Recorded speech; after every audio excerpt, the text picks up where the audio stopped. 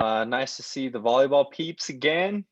I know that we spent quite a few nights with soccer and football the last few weeks, and some volleyball refreshers are always nice.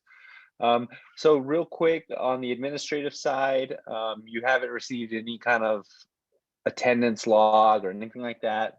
We are keeping track of these refreshers. You are getting credit for them. You're just not receiving the attendance logs.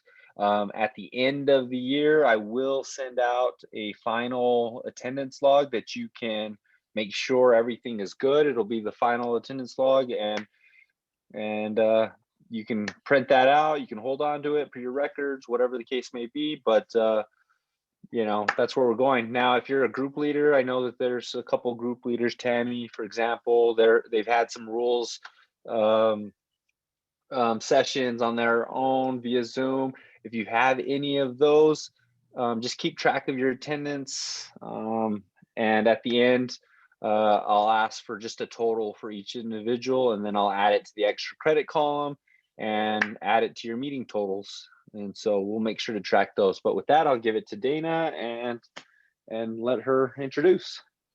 And y'all have come running out of the gates with questions already. We're going to ask you to please hold those questions to the end of the meeting. We want to give Rosita the opportunity to do her presentation, and then we'll ask non-presentation related questions at the end. So if you'll hang on with us until then, I will do my best to field those questions for you. But we would like to have some fun because Rosita's presenting, so we know it's going to be fun. I don't really know a lot of what her presentation is, either than she told us in the assigners meeting that it's back to the 80s. I was actually going to put my hair in a ponytail and wear some fluorescent stuff, but I just don't have that kind of energy. So I apologize for my lack of costuming at this point. But and I totally forgot about the 80s playlist. Oh. You did have Tina Turner playing at the beginning. That was an 80s. I did. So you were okay, and then you kind of lost your way, but we'll forgive you. Oh. So without further ado, I would like to turn it over to our Northwest Regional Assigner for Volleyball, Miss Rosita Chavez. Good evening. I hope everybody's ready for volleyball to start. I'm going to go ahead and start and we are going to go back. We are going to go back to the 80s, and you'll see why. Oh, I guess I need to. Oh, yeah. Let me give that to you real quick. Oh. All right. You should be able to share now.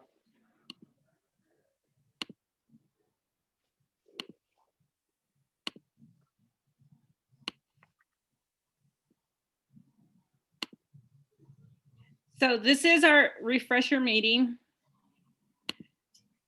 And I don't know if you guys were aware, yesterday was volleyball's birthday. It was the 126th birthday.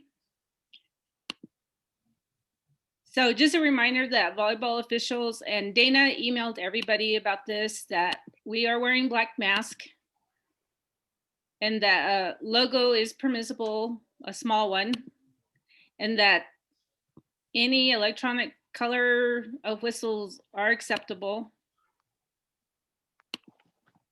Okay, so the title of my presentation is Go, No Go. I don't know if you've ever heard of that phrase. And this applies to the R2. So go, no go. It's designating a situation in which one must decide whether or not to continue with a particular course of action or the movement when such a decision must be made, specifically in your position and transitioning. So we are going to go back in time. I'm going to show this video. I do not own the rights to the music or the video clips, and you have to forgive me because some of these video clips are really old, and so it's going to be hard to see. And when you're watching this, I want you to focus on the R2. So we'll go ahead and get started. Walk this way. you and me, babe.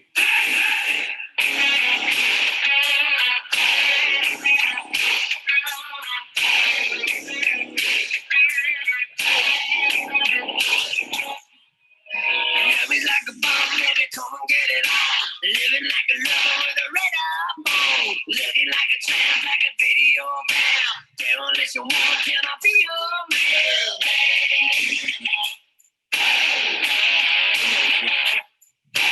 Wrestling and dancing and dancing in the name. Television lover, baby, come on, babe. Sometime, anytime, sugar be sweet. Little Miss Lisa, say that sugar me.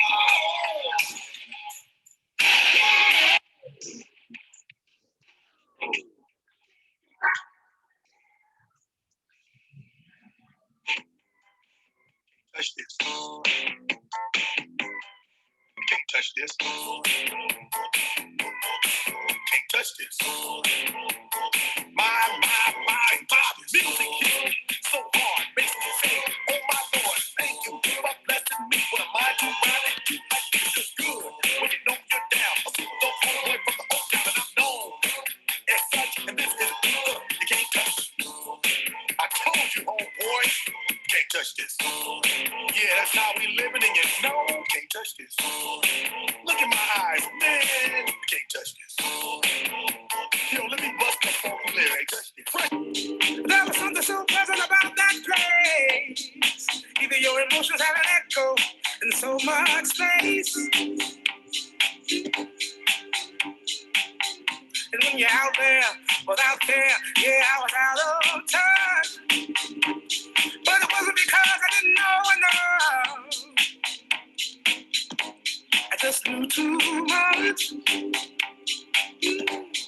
Does that make me crazy? Does that make me crazy? Does that make me crazy? And we gon' make you lose your mind. Everybody just have a good time. Party rock is in the house tonight. Everybody just have a good time. And we gon' make you lose your mind. You just wanna see it. Shake that.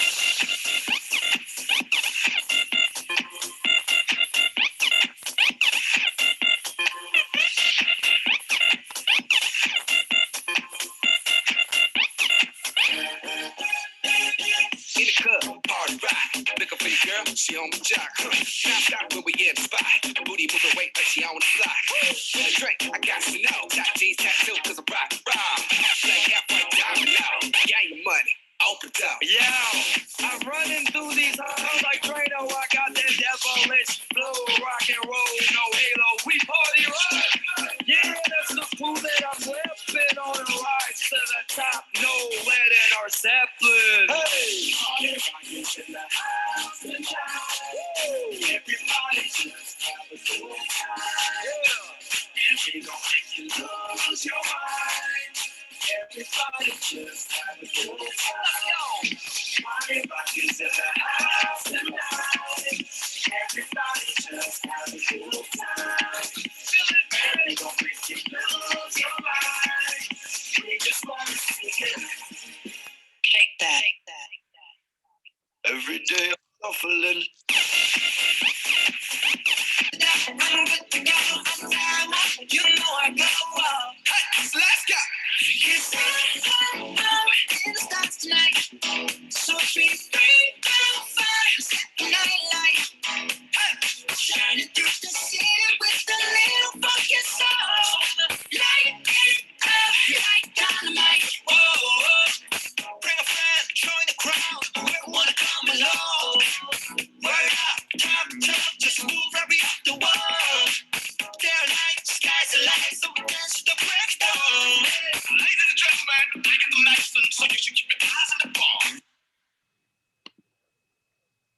So we did go back in time. If you remember, the R2 was underneath the net, and I was really intrigued by that. So the R2 can really help make a volleyball match run smoothly, and by mastering all of their officiating responsibilities and using the proper mechanics.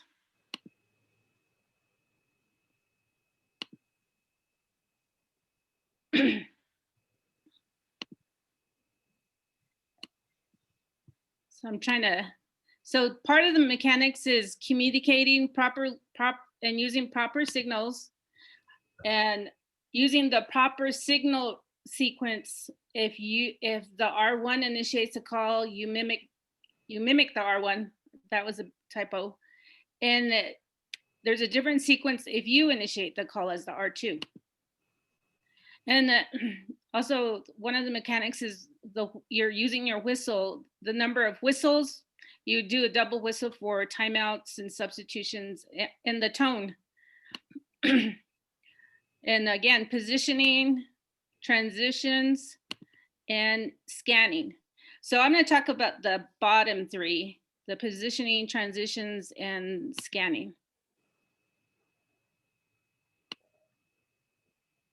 So positioning, so the R2 should be on the defensive side of the court, about approximately 8 to 10 feet away from the court, enough distance to be able to see the defensive setup, play happening through the net, the offensive development in the attack. So also positioning, you need to square up, you need to stand square with the court. And centering, you need to stop movement and face the R2. And usually this is when you mimic their call. Transitions, this is when you go and you need to move to the defending side. And when you're moving, you need to have your shoulders square to the court. And one thing I was doing was I was walking sideways, so my shoulders were actually perpendicular to the net, or no, parallel to the net. So I was actually walking sideways. So you always need to face towards, square up with the net. Transition once the ball is served. Minimize the amount of time behind the pole. Move to the blocking side of the net at an angle that allows a clear view through the entire length of the net to see touches of the ball, net faults, center line violations, wide angle to narrow angle. Meaning when you need to start out with a large angle and of watching the ball, but when the ball is close to the net, you need to make your view smaller or narrower and focus on who's at the net. And transition on free balls. Transitions, no go. The R2 should not transition until the play at the net is finished. So if you have a blocker, a setter that just set the ball, you need to stay with that player until the play is finished. Stay there if there is a player close to the net, so you can watch for net faults by the setter, blocker, or attacker, even after, and stay there even after the contact. That's when most the follow-throughs are, that's when you're looking for follow-throughs. And the center line violation by players that may be jumping, and you need to stay there a little bit longer. So use the top to the bottom rule, meaning start at the top of the net, and for instance, a blocker, and then you go all the way down to the floor to see where they land. Again, use the top to the bottom rule.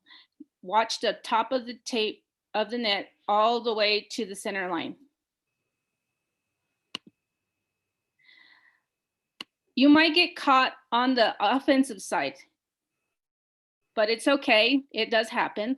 But it's more important to see through play through the net. So you're looking through the net to see play if you do get stuck on the wrong side, if you're transitioning on the wrong side. So I'm going to talk about scanning a little bit.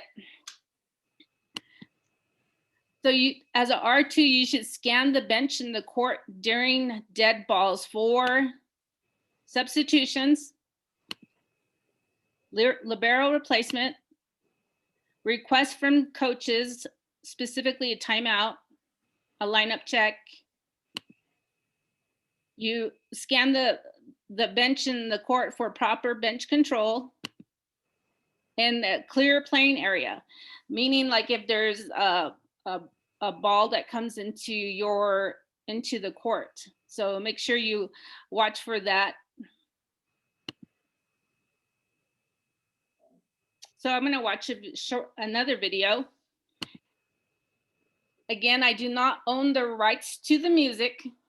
I do own the rights to the clips.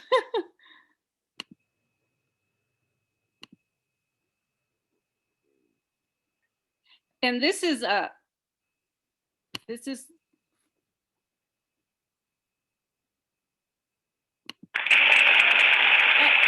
go back.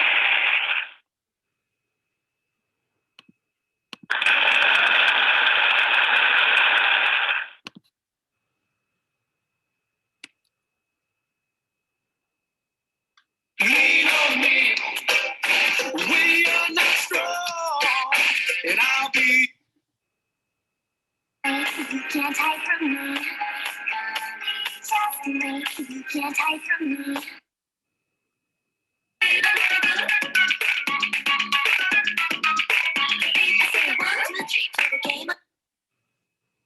Grasshopper. Grasshopper.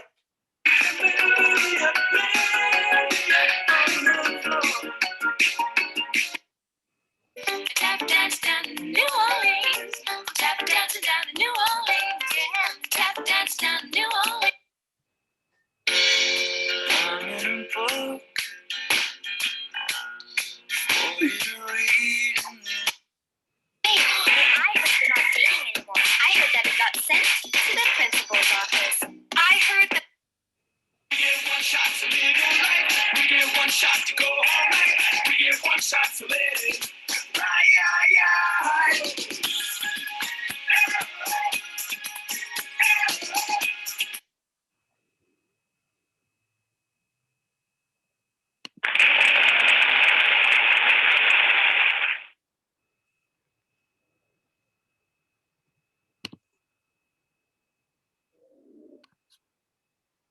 So that's my presentation. Ready, set it, go. Yay. It's just a review for R2's transitions and positions. I'm trying to be, one of my goals this year is to be, am I muted? I'm trying to become a better R2 in transitioning and positioning. So, so that's, you know, Rosita, a lot of that transitioning has to do with anticipation. The better you know the game, the easier it is to figure out where am I supposed to be. If this is about to happen, let me get there. So you're already a good R2. You don't have much better to get. but that's it. Short and simple. Just a refresher. Great. It was good. That was really good. You're so creative. That was super clever. I loved all the music and the R2 video. I was cracking up. I'm glad I was muted. You weren't alone. That was pretty hilarious. That was great seeing those old clips with the point and some of those uniforms. Oh my God. Yeah. The sad part was Cedric and I were saying, we remember all that. That was great. Does anybody have any questions for Rosita? It was fun.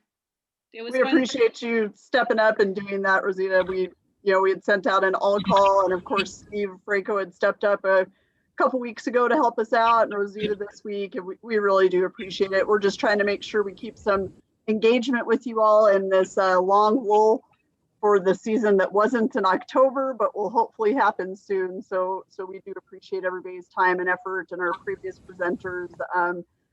Nate and I both always enjoy volleyball and being around you all. So it was great to see everyone. And That was both informative and lighthearted, and I think we all can use a little bit of levity in our lives at this point, so we appreciate that portion of it as well. I liked all the music. People are picking on me because of my very odd musical taste, but odd, eclectic, whatever you may call it, but that's okay. I had to, and my daughter helped me with the music because, hey, what can I do for this clip? And she was like, Gossip Girls. It's good to have a kid around to be able to help you with that stuff. Yeah, she did help me with the music part. Or That's finding I didn't know. I will tell you that being a basketball-minded person, volleyball probably, and Shane, you can't say anything to any of the other sports since you're on every Zoom. Volleyball is by far my favorite. Clinics, meetings, everything about it. I love what you all do. It's the real deal. You guys do a great job. Hey, Nate, I promise I won't say anything, but I'll send the link out to everybody else. There you go. So I absolutely cannot email this one to Shane, but that's okay. Well, I'm looking at Erin Trujillo over here, and I'm like, oh, she's gonna tell all of our basketball peeps that I like volleyball more than basketball. You're gonna crush some hearts, Nate. Crush some. If Nora, she's leaving, or Steve, if Nora or Steve can explain the top to the bottom rule a little bit more than what I did. Just let it go. Pick it up and hang it up. Over here, Cedric. That one. I don't know if you guys are social distancing. Yeah, that is not 6 feet.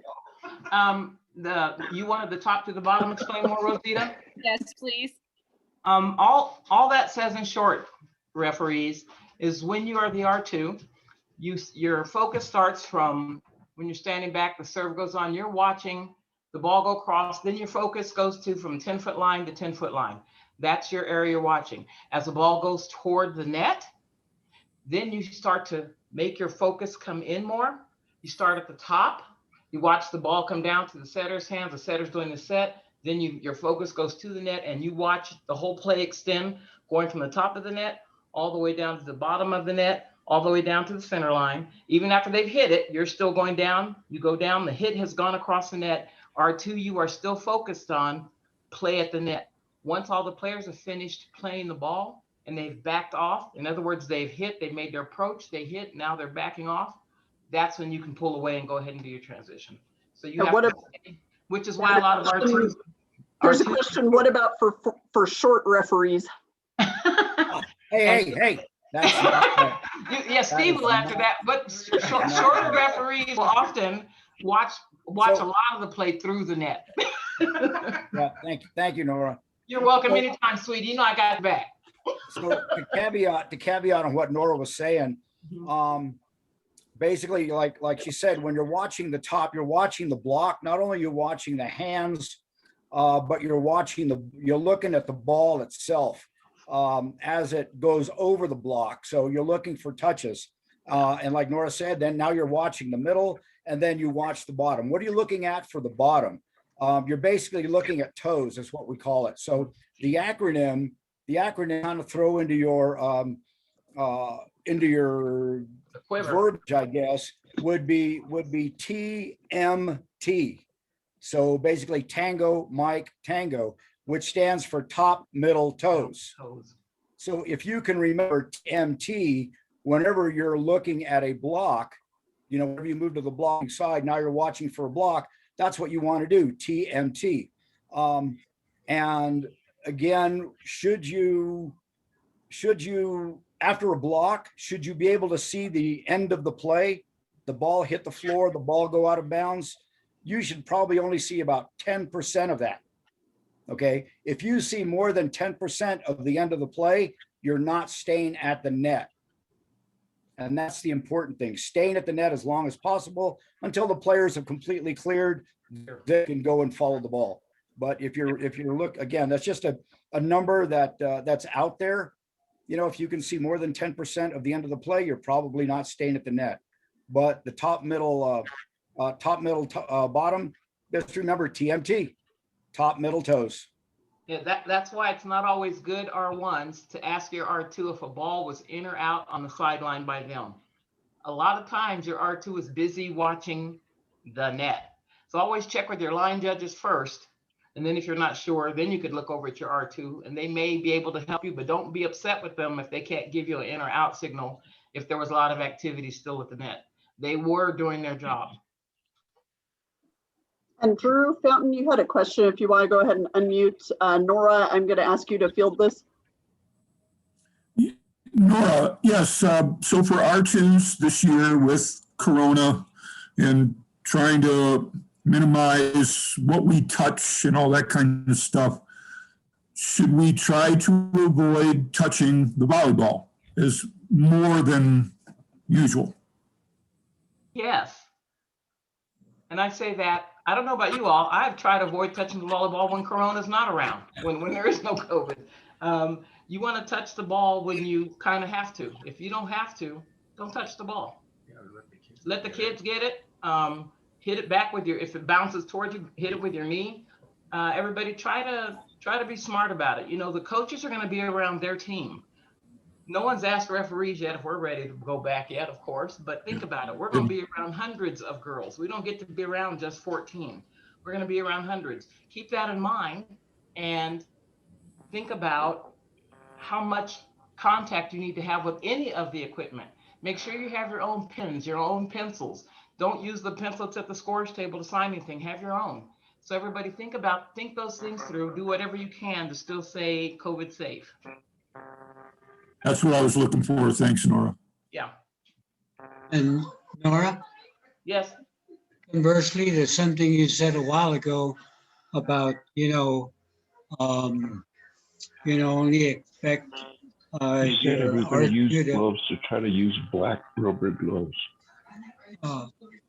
only expect your R2 to be able to help you 10% of the time on a line call. If the net is kabanging and you look at your R2 and he's looking at lines or something, you're kind of upset that he didn't stay with the net. It's frustrating. Yeah. What Johnny's trying to be polite about saying is when you're the R2 and your R1 is having to call nets for you, that's letting them know in a roundabout way that you're not staying with your responsibility. The R1 will always follow the ball. So we really do expect our twos to stay with the net and get those nets and get those center lines because the R1's vision has left. We leave right away with the ball. We need someone to stay home, stay there and see if any violations occur. And that's when you work as a partnership. When I'm R1, I have all the faith in the world that my R2 is going to catch all that activity and things at the net. If I have to call one net, I'm okay with that. If I have to call two or three, I'm not happy with my R2. So we expect R2s to get their job, keep their job, and line judges do their job, R1s do theirs, and we should have the whole court, the whole match covered. Okay. And a question for whoever wants to field it. So on a clean kill with no blockers, what triggers transition? Say that again, please. On a clean kill with no blockers, what triggers transition? On a clean kill with no blockers. Okay, Yeah. so In other words, there's nobody at the net. yeah, right, right, So you right. don't have a TNT. So First off, a kill is a kill. That means the play's over. So I'm assuming that person means on a tie. I assume you mean when the ball is spiked across the net and play is still continuing. Tie?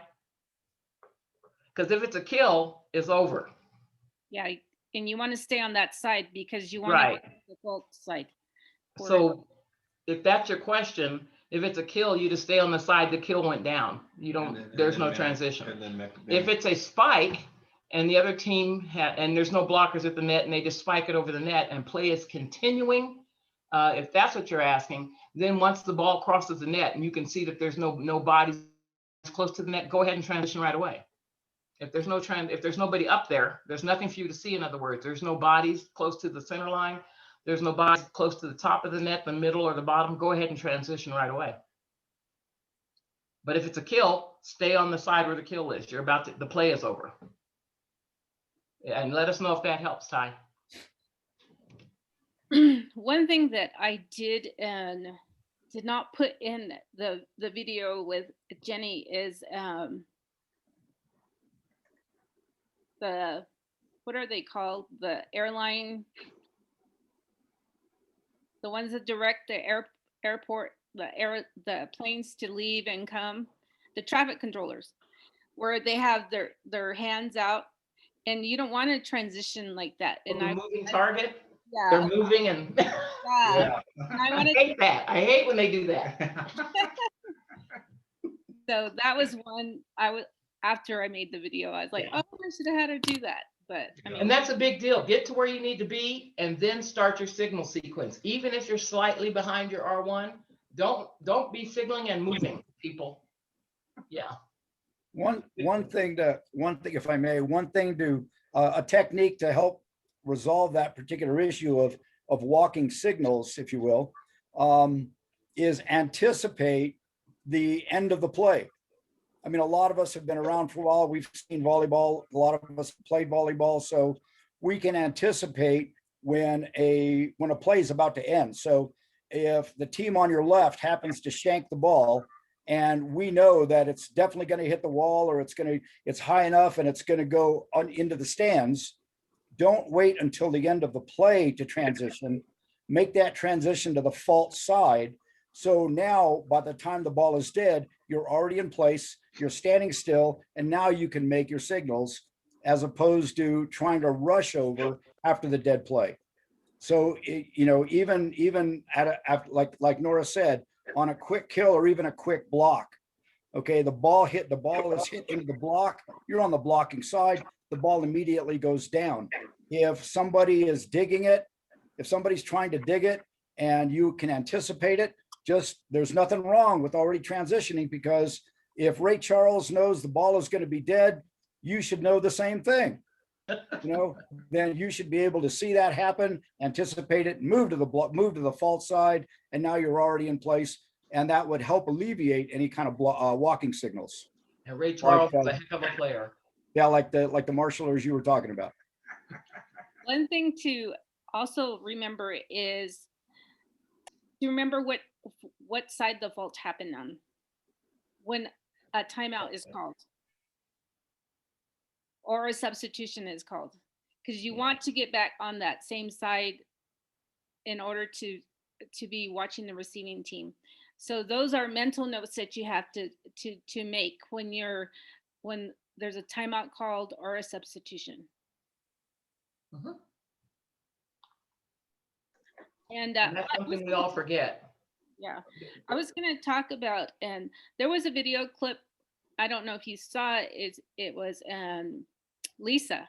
Lisa was the R2, and she did a secondary transition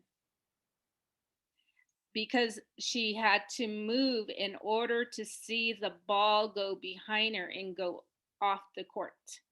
So there are secondary transitions.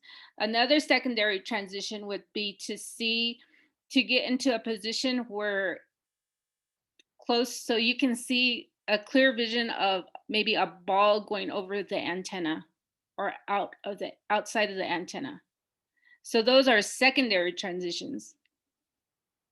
So just some things to share. Very good. Perfect.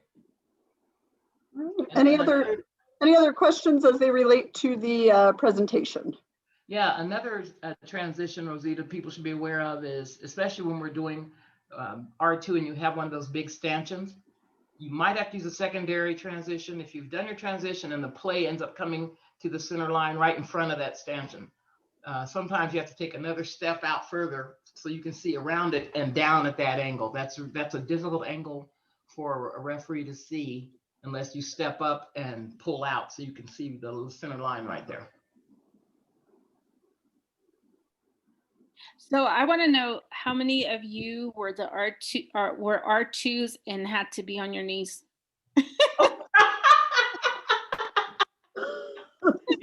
I did. Oh my gosh, that was like, It was horrible. We used to get run into. It was horrible. Yeah. Oh, it was horrible. it was like, first I when I saw that, I was like, oh my gosh. And then Yeah, we used to have to transition under the net too. We didn't go behind it. We used to go under it. You had to be in pretty good physical shape back in the day. and then I Do saw you remember as R1, Cedric, where you had that cable that held the top of the stand? And you have to, like at Oh the yeah, we had to do that. at the Pan Am Center, and you have to go underneath. Uh-huh. The Pan Am Center was one Yeah, of the those. Pan Am Center. Yeah, you had to go Yeah. underneath it. Right. Yeah. We can Had say a big old equipment cable just got to the top. much bigger. Thank God.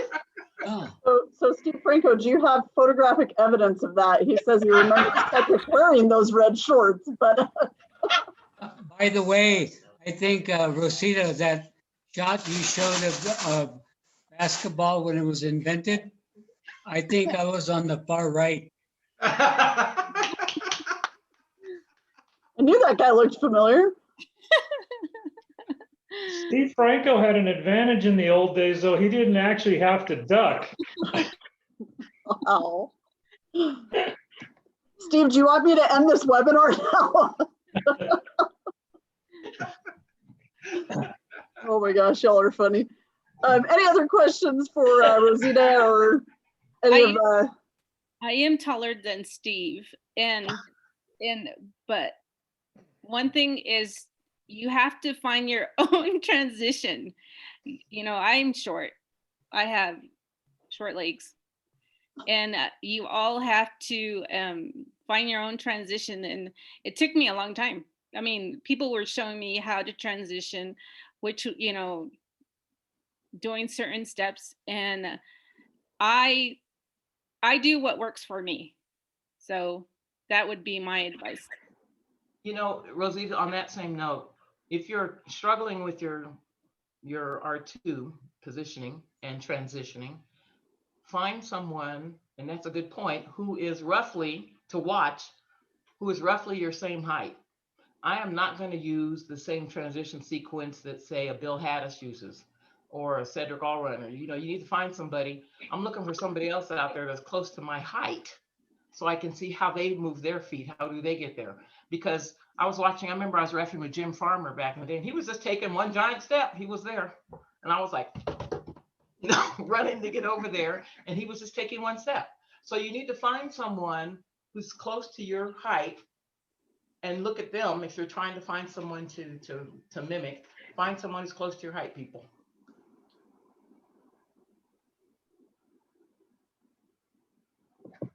Good stuff, everybody. If there's no more questions about the presentation, if you have other questions, yes, Robert Parcells, we do have an awesome volleyball family. I agree with you 1000%. I know there are a couple of questions at the beginning that I asked to hold to the end, and I don't know where they are. Let me see if I can scroll all the way back. Tina, I had a question. Tina, I had a question yep, go ahead. No, go ahead. You're good. About the registration. You were saying that you have to put your name and everything in before you get on. I never saw where I could do that. You're good. So however you did it, you got it right because we can see your name. So you're good to go. Okay, thank you. So whatever you did, do that again for the next meeting. Thanks, Dana. You're welcome. One of the questions, Dana, was how many levels will be playing? All levels will play, ish. So we definitely will have varsity. And then JV, CT, middle school will be up to individual schools and school districts. So the plan is for everybody to play. The schools have until February 15th to declare whether or not they are going to participate. That being said, if schools are still not in a hybrid model or a live learning model, they can kind of trickle in after that date, but they'll still have to do the waiting period that the governor has ordered. So February 15th is the date by which they have to declare, but then they can come in later if they need to. Yes, Yancy. Or does that include the big schools too? Because I had heard something that the big schools weren't going to conform to the hybrid system. We don't have that information yet. So I know Rio Rancho has made that determination, but we're still working on clarification, and APS's school board has not yet met to determine what they're doing. So we will let everybody know as soon as we know. We're in the same, we're in the dark the same as all of you. So we're just waiting to find out. We're all in limbo. We are, since, What is March. What is the time from the time that they go into the hybrid until they can actually start playing? It's 2 weeks. I don't know if that's 2 calendar weeks or 2 school weeks, but it's either 10 to 14 days. I'm not sure, but it is a 2-week period. I know Las Cruces Public Schools, maybe the 22nd, maybe the week after to start the hybrid system. So they're going to be going into the middle of March before they may start. That is correct. So a lot of teams that come in late will probably end up playing mostly a district schedule. One of the things, obviously we're not having tournaments, nothing like that's going to go on this year for regular season. And Sally this morning on a meeting with athletic directors did tell them that they need to make sure they don't travel long distances. So they'll be playing other schools within their geographic area. So in some cases you might end up seeing, one of the examples she gave today was JAL playing Hobbs, which you wouldn't normally see because they're in such different classifications. But this year, there may be some unconventional matches that you'll see. I'm good at the moment. Yes, Steve.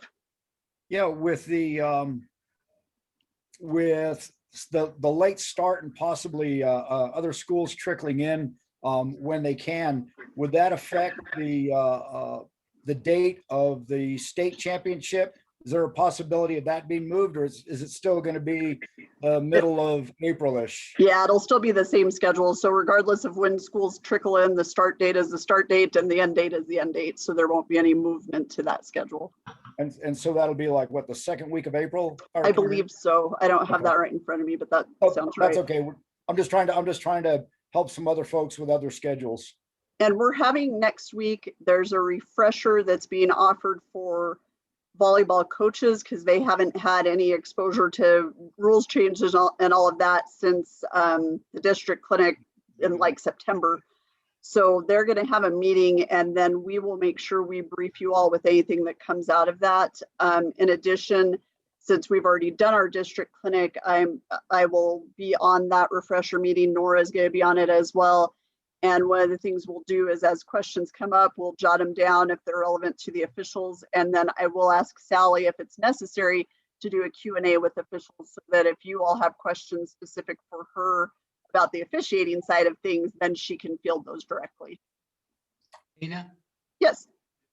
This is more of a comment than a question, but it's just kind of amazing that universities can't play in state, but the high schools can. Yep. There's a lot of unbelievable stuff going on, but I'll refrain from further comment. Yancy. One of the things I'd like, it's not a question, it's more of a comment. I've done a tournament so far and I've used an electronic whistle. It is not easy. So those of you who are used to using a regular whistle, you better practice in some way, shape, or form because it's not easy. You're not used to pushing that button and compared to blowing your whistle. It is very difficult. So, try to practice in some way, shape, or form because it's not easy. I stopped doing it. I just put the whistle under my mask in the tournament that I was able to do that because they let us do that. And then the college matches I had to use the whistle under my mask also. And it worked a lot better for me. But I know how the NMA wants to stick with electronic whistles. That's fine, but get used to it because it's going to be totally, totally foreign to you. So please, you might want to practice. Don't let your first exposure to the electronic whistle be your first match because that could be bad. There was a question early from Todd about the official shirts. In order for us, the NFHS is now approving different colored shirts. In order for New Mexico to adopt that, somebody from the officials population, Kathy Chavez and I have been emailing back and forth. somebody from the volleyball officials group would have to propose that to the executive board. The way that works is by sending an email to me requesting that the executive board consider the adoption of the new shirts. That would not go into effect until next school year because we're already in this school year. So we don't usually have uniform variations in the middle of a season. So if that's something that you're interested in, you can send that email to me and it would go to the board in April and for a discussion, and then in July for approval. So just so you know that process, that's not something that I have the authority to make that decision. That's a board decision. Yes, Shane. Is anybody other than Pavo providing the shirts, or is it still only one person we can buy them through? I guess Nora or Steve would know. Still one. So everybody's got to realize when we transitioned to them in Southern California, we had a problem getting them in on time. Yeah, that's correct. The right now, the website or the company that is selling the shirts have plenty in stock. I bought several, and I know other people have bought several, and they've come in with a couple of within a couple of days. So that particular website does have plenty in stock now, so that should not be an issue. One thing regarding the shirts, and this is just a comment for everybody, I guess, should we decide to go to a different color shirt, that's kind of challenging because it would need to come from a single vendor, I would think, just a single vendor to ensure that we all have the same shade of shirt. Let's say we decided to go with a blue shirt. Well, how many different shades of blue are there? So now we would definitely have to look at a source to get the same shade of blue. So now as a state, we are the same across the board, and if that particular shirt would have a logo, let's make sure everybody has the same logo on it. What we would likely do, Steve, is once it goes to the board, we'd send a survey to the volleyball officials just to see what they're thinking, and then that information would be given to the board for their vote in July. So just procedurally. There was another question, when do matches start? Practice begins. This might not be updated. Now this is the old one, sorry. Originally it was February 15th and then February 20th, but that's not correct. So that has been adjusted, and I don't know if I have that here with me. Will we be sending out directions on warm up, etc.? Yes, we will. That'll go out after that coach's refresher next week. We'll send you those competition guidelines. Why can't we use or have the option to use whistles under the mask? That was something determined by the volleyball leadership when we met in September. What's the website? Let's see. Sorry, I'm scrolling through. Oh, thank you, Ina. February 27th, matches start. I'm glad somebody had that information because I was on the wrong calendar. And just so you know, officials, for this year, we're asking that assigners not assign like a month out. I mean, the season's not going to be much longer than a month, but because of the possibility of matches changing or being canceled or delayed or whatnot because of COVID cases on the teams, we're going to be working pretty much on a weekly basis, especially because of the fact that some schools will be joining in late. So just be aware of that. Make sure for your assigner's sanity that you go in now and block any dates that you're aware of. If you know that you have a birthday, anniversary, any kind of family function that you need to attend to, make sure you block those dates right away. If you don't get off work until a certain time, make sure you do a partial day block. If you need help figuring out how to do blocks, just contact Nate. Sorry, Nate, I keep doing that to him in these webinars, but feel free to contact him and he can show you how to do those blocks. But please make sure you do that, because with as many changes are going to be happening this year, or potential changes that will be occurring, we just want to make sure that the assigners have the best information they can to make their assignments. Okay, Dana, can I add to that what you're saying? Uh-huh. From an assigner's point of view, also with that being said that we're only doing the weekend events, the thing is that flexibility, that's going to be huge with everybody, because I may have to make a last minute change and send somebody somewhere else, or if somebody comes down sick, So just keep in mind just to be completely flexible during this chaotic time. And I'm hopeful that we'll have a season. So that's what I'm praying for. And, we will make sure that we communicate a lot, and the assigners will be doing the same. So just make sure that you're paying attention to your emails and text messages and everything else, because if there's a change that happens quickly, we'll be notifying you in some way, shape, or form. And we just want to make sure that you haven't, traveled from Albuquerque to Cuba to find out that there's not a match going on. So just make sure that you're paying attention to emails and that kind of stuff. Sorry, I'm looking back through here. We'll get you the information about warm-ups after that coach's refresher, Ty. If practices start February 22nd, how can matches start February 27th? Because it's a 5-day warm-up period is what's required for volleyball this year. Let's see. So if the schools come in on the 22nd, they can start practice and have matches 6 days later? No, if they're already in hybrid, then they can start practice on the 27th. If they're not in school yet, then they can't practice on the 27th. Is that what you're asking, Vernon? Yes. Okay. Vernon, yeah. they have a 2-week. So if they start on the 1st, they have 2 weeks from the 1st. Correct.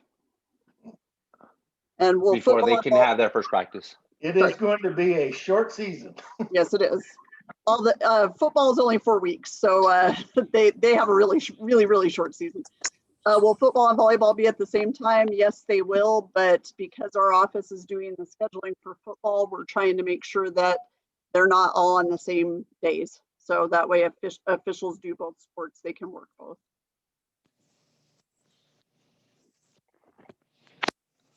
Hey, so Dana, if you don't mind, I'm gonna give the same speech I gave to 3 other sports. Please do. And that's ultimately, Dana and I sit on a lot of these. You guys all remember what the district clinic was. That was a 3-hour district clinic.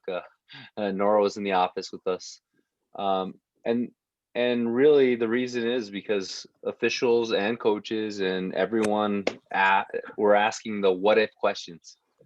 What if a player does this? What if the official has this? And what if this? And so I had a conversation with an official the other day, and they were actually asking me what my experience was at the college level officiating college. And I said, the protocols change every single week, if not every other day. And we get these long memos.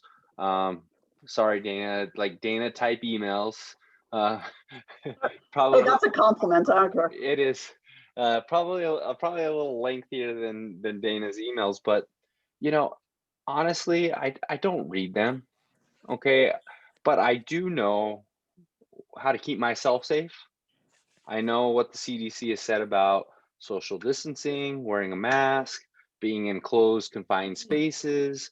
And so the questions were, well, what happens if they try to put us in this locker room to change? Well, if you don't feel comfortable going into that locker room, tell your crew that you're going to dress prior. I mean, in volleyball, you don't worry about that because you go dressed anyway. And so really the what ifs, because leave the what ifs to Dana and Sally and the governor, and they tell us what to do. We go out officiate, and as long as we're taking care of ourselves and protecting ourselves, and you're not doing something that you don't feel comfortable doing, you're going to be okay. And people are going to get COVID, unfortunately, and but at the end of the day, we don't have answers to the what ifs. What if this and what if that? And ultimately, just when our number is called, we get ready to roll, and that's kind of how we do it. But again, if you're not comfortable, and like I told this official, if you're not comfortable and it's just not something you want to manage, our office respects your decision to opt out this season, and we respect the fact that if you're not comfortable putting yourself in a dangerous situation, or you feel it is a dangerous situation, then absolutely, like, we support that. But if you're willing to, I mean, you kind of just have to go with the flow, because trust me, Dana's going to send you 20 different emails in a week on changes to the protocol. And ultimately, I mean, it's, if you want to read them, and you should read them. But at the end of the day, it's going to be a lot of information, and 90% of the time we don't have the answers, including Sally, Dusty, Scott. I mean, because it's changing for them every day. So ultimately, just kind of go with the flow and protect yourself. And that would be my advice. And Nate, that's great advice. And one of the things that it's important to note is, and we mentioned this with football earlier this evening, is a lot of the information we've kind of held off on giving to you because we didn't want it to be, okay, here's version number 624 of the thing that you didn't read in the first place, or here's this version that now you're operating on the first set of guidelines that we sent to you that are no longer good. So we're trying to minimize that confusion. So we're really holding on to the information, because a lot of what we were going to send out has already changed, and that's been within the last week. So just know that it's not because we're trying to withhold things from you. It's just because we don't want to get you one set of stuff that isn't going to be good tomorrow at the exact same time. So just be patient with us. Like I said, we've got that refresher meeting for the coaches next week, and the reason officials are not going to be attending that is because we really don't want another 3-hour meeting like the district clinic was, because who has that kind of time? So we'll keep you informed as to what happens, and we'll make sure that if there's still lingering questions that we have a Q&A for you all with Sally. So that'll be the best way to handle that situation out of respect for everybody's time. I'm just excited I don't have to quarantine if I go work a game now. Exactly. So that's nice. That was if you hadn't heard, that was a change from the governor today. If you go out of state, you don't have to have the 14-day quarantine. I know that there were a lot of concerns for officials who are on the borders, as far as what if I go to Lubbock to call a game or a match. Initially, it was, well, you're going to have to quarantine for 14 days, which from an officiating perspective, pardon my French, sucked. But we are glad to hear that she has kind of relaxed that quarantine. And just, keep in mind that a lot of what's coming down is completely out of our control. We're at the mercy of the governor, of the public health order, and of the PED and DOH. So we're really doing the best we can with information sometimes being a little bit nebulous. So just be patient with us, and we'll keep you as informed as we can be from minute to minute. Any other questions, comments, concerns, items for the good of the order?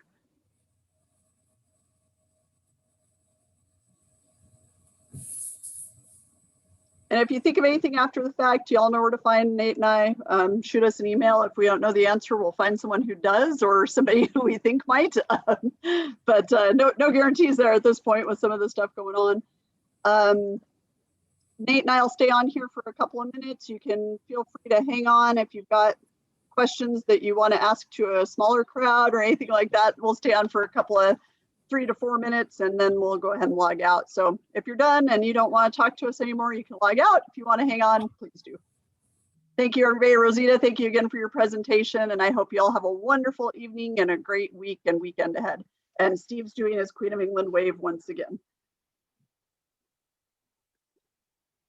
And Steve, don't let them pick on you.